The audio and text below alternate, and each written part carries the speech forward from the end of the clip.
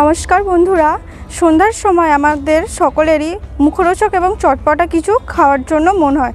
আজ যেটি দেখতেও সুন্দর এবং খেতেও ভালো, দেখতে হুবহু পাখির বাসার মতোই এমন একটি রেসিপি নিয়ে আমি চলে এসেছি। আমি চিত্রা, আপনাদের সকলের পছন্দের চিত্রা ফুড হাউসে। তো আজ কিভাবে বানালাম পুরোটা দেখতে থাকুন।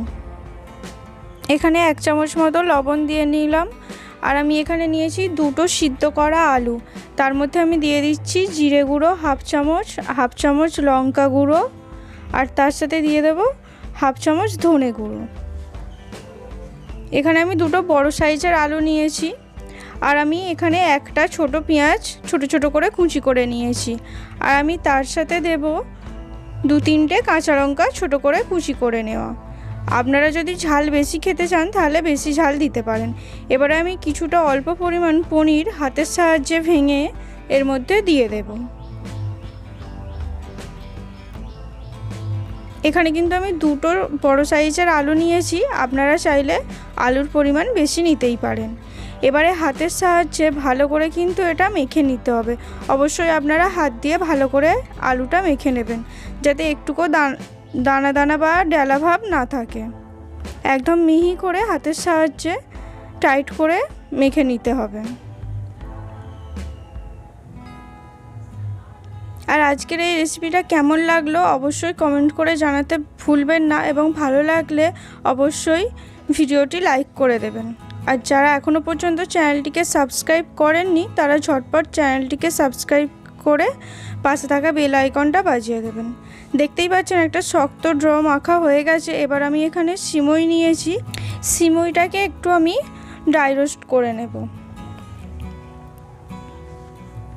এখানে কিন্তু আমি কোনো তেলের ব্যবহার করিনি, একটু লাল লাল করে সিমইটা ভেজে নিতে হবে।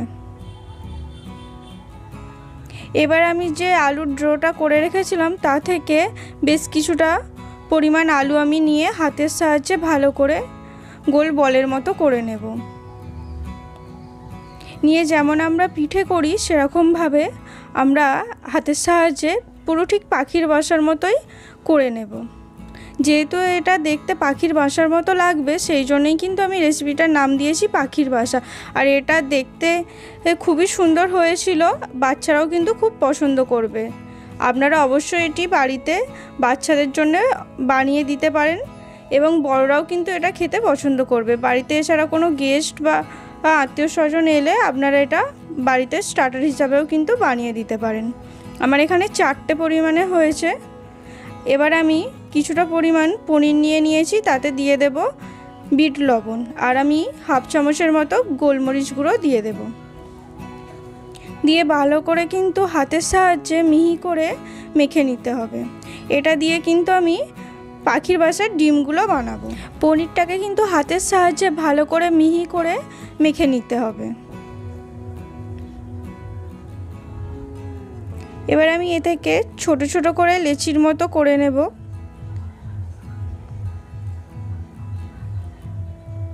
প্রথমে ছোট ছোট লেচির মতো আমি করে নিয়েছি, তারপরে হাতের সাহায্যে আমি ডিমের মতো করে নেব।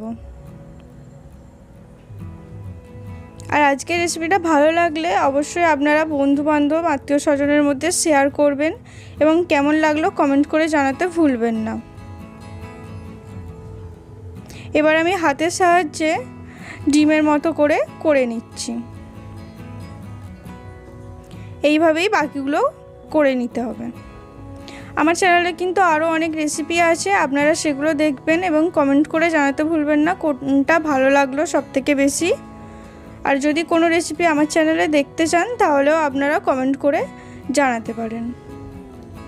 এবার আমি এখানে 4 চামচের মতো ময়দা নিয়েছি, নিয়ে জল দিয়ে একটু মোটা ব্যাটারের মতো গুলে নেব।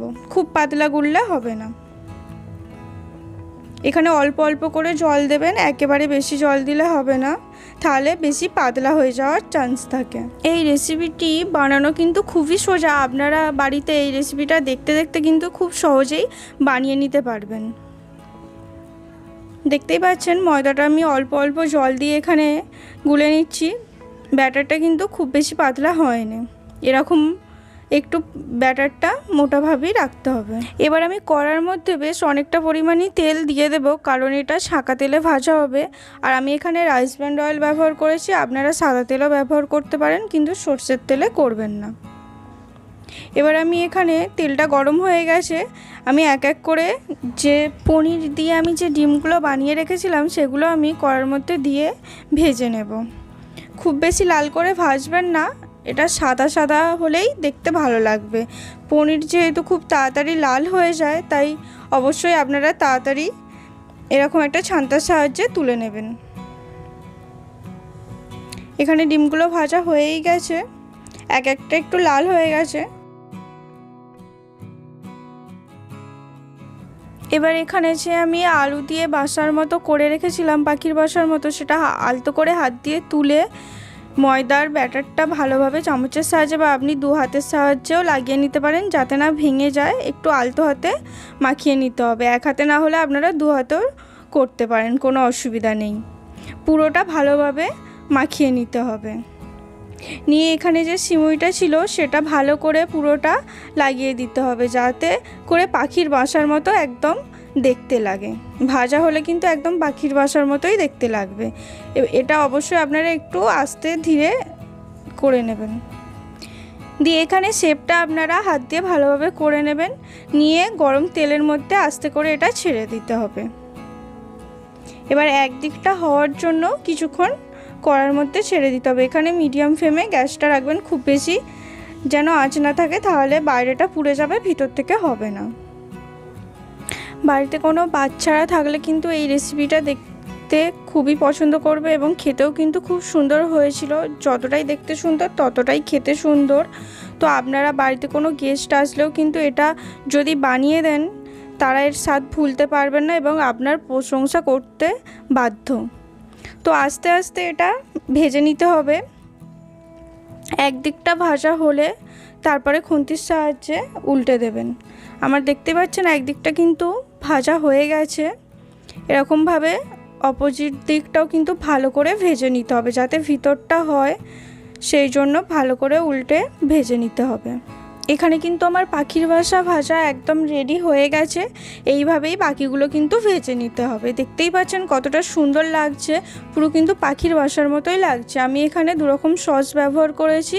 এখানে আমি অল্প পরিমাণে কাসুন্দি দিয়েছি, এটা কিন্তু কাসুন্দি দিয়ে খেতে বেশ ভালোই লাগছিল।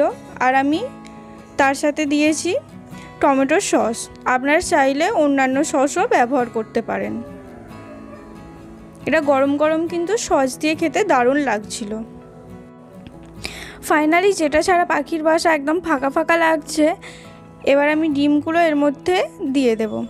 দেখতেই পাচ্ছেন ডিমগুলো দেওয়ার পরে কিন্তু একদম অবিকল পাখির বাসার মতোই লাগছে এবং খুব সুন্দর দেখতে লাগছে। এটা আপনি বাড়িতে বানিয়ে যে কাউকে দিলে সে আপনার প্রশংসা করতে বাধ্য। অবশ্যই এভাবে একদিন বাড়িতে এই রেসিপিটা বানান, ছোট থেকে বড় সকলেরই খুব পছন্দের হবে এই রেসিপিটা।